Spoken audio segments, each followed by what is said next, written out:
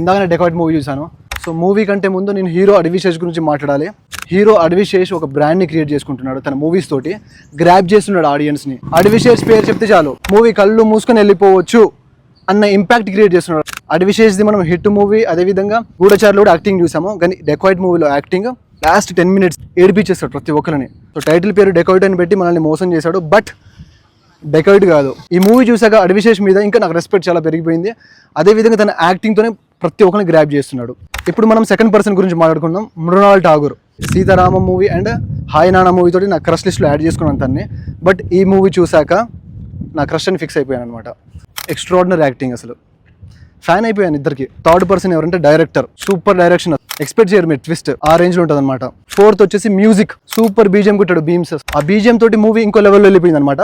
Fifth person ఈ మూవీకి main hero editor Pawan Kalyan. Super editing, అసలు ఆ షార్ట్స్ ఫట్ ఫట్ ఫట్ ఫట్ ఫట్ ఫట్ ఫట్ ఫట్ అసలు ఏం ఎడిటింగ్ చేసిండు, అసలు సూపర్ ఎడిటింగ్. అసలు నేను ఎడిటింగ్ చూసి పవన్ కళ్యాణ్కి ఫ్యాన్ అయిపోయాను, నిజం చెప్తున్నాను.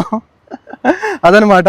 సో గాయస్, డెకాయిట్ మూవీ ప్రతి ఒక్కరు చూడొచ్చు, చిన్న పెద్ద అని తేడా లేకుండా. Once again dacoit movie team అందరికీ కంగ్రాచులేషన్స్. మూవీ అయితే ఎక్స్ట్రాడినరీగా ఉంది. సో అడ్విశేష్ గారు, మేమున్నాం మీకోసం, మీరు ఇలాంటి మంచి కంటెంట్ ఉన్న మూవీస్ తీయండి, తప్పకుండా మేము హిట్ చేస్తాం.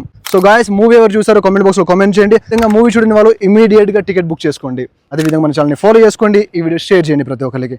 Signing off, Gopichand, bye.